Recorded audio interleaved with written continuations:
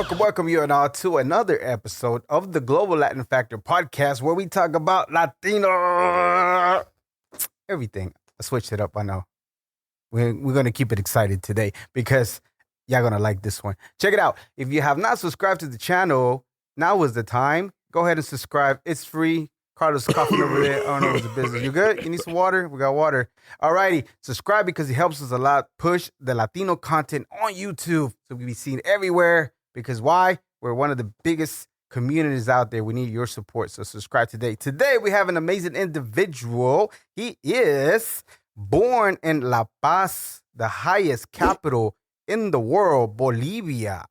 He's one of the 4 founding fathers, as he says, media conglomerate, Up2Something Media, which is an unapologetic commentary, music, food, local culture, podcast, media spectrum.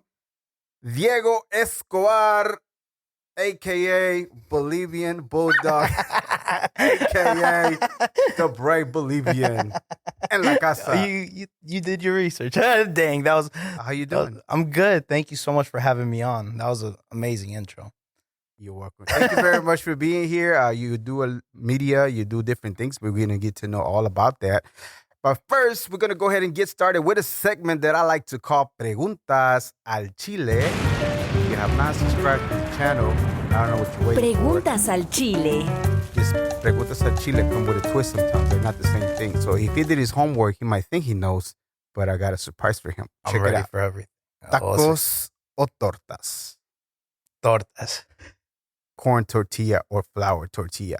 Flour. Anticucho or salteñas? Oh, anticucho. Sacta de pollo o empanada de queso? Empanada de queso. My mom's going to hate that answer, but she's going to be mad. Alfajores o cocadas? Alfajores. You're going to be shocked by this one. Sublime clásico or sublime blanco? Sublime clásico. What? Man, I get those shifts here. How do you know this? Mexican coca or jarrito? Mexican coca. Agua de horchata, jamaica or tamarindo? Oh, Jamaica. Menudo or pozole? Pozole. Valentina, tapatio, cholula or Tabasco hot sauce? El Yucateco. El Yucateco, my Yes. favorite too. Which one though? They got different colors. The XXX one. It's like the darker naughty ass brownie name. looking, almost Yeah, brown. yeah, that's amazing flavor. I'm running out of that one. I need to Okay. get some more. Well, you really like the spicy. That's fire. It's a good one. We did some content with them. I man. saw They're that. I good saw people, the man. questions and They're awesome. You did the bomb, which I was surprised that you did. Oh, it was spicy. It burned, but It was bomb. ooh, yeah, it was a bomb. Well, we got to run that one back. Man. All right. Conchas, the concha bears, the pastries. Do you like the brown ones, the white ones, or the pink ones? The pink ones. What is, to you, in your opinion, the best Bolivian dish that everyone should try out? Oh, I'm gonna say tucumanas. Tucumanas. Tucumanas. And why is that? I think it's the great essence of Bolivia. It's a great street food. It's on the go.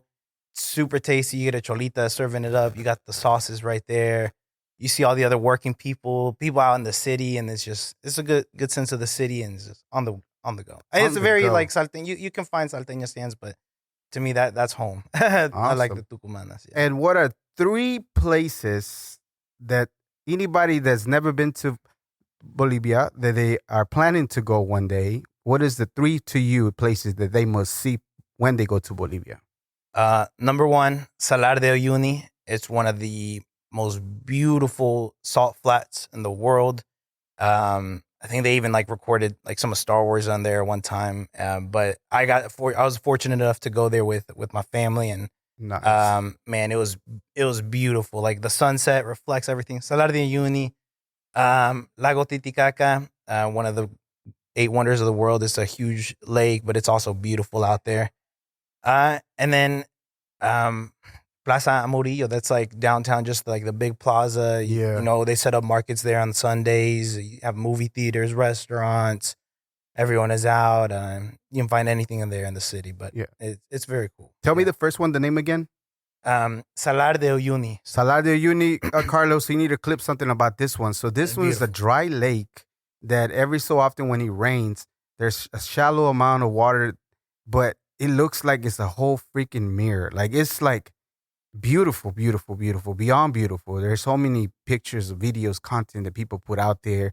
And I'm talking about miles and miles. It looks like you're walking in the ocean, and the ocean is just calm as calm can be. It's beautiful. It is beautiful. Not only that, but Bolivia itself, some places that it has look like it's from another planet.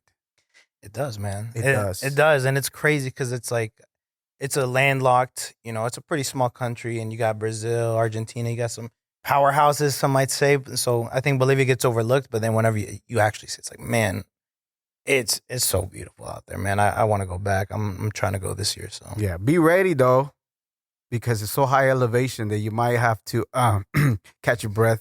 You might need some oxygen there once you get out the airplane, because it is the highest capital, La Paz, the highest capital in the world. And I didn't know that till I started looking into Bolivia. Yeah. Like, if it wasn't because you're here, I don't think I would ever just proactively look into Bolivia more and realize those things. Yeah. It's just crazy. Yeah, it's wild. Like, I think because I was born there and then moved here, and then, like I would visit every once in a while. It's pretty expensive to go there too. So I remember I was here in the U.S. for a while and then went back, and I remember I was like just going upstairs. I was like, why am I winded? I was like, man, I'm out of, and I probably wasn't in the best shape, but it was like, it was way more exhausting than I remember. And then I have sisters as well that like, they go and visit. They weren't born there, but they they're soft. They got the oxygen tanks. They're not built like me. We'll talk a little bit more about that part, because I really want to know. Okay, what is a conspiracy theory that you saw one day or you heard, and you're like, oh man, this got to be true. There's no way this is not true. Mm-hmm.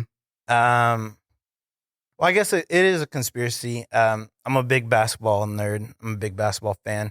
So the highest point scored game ever, NBA history is Wilt Chamberlain supposedly scored 100 points. 100 points, yep. I don't think it's true. I think it's a lot of hoopla.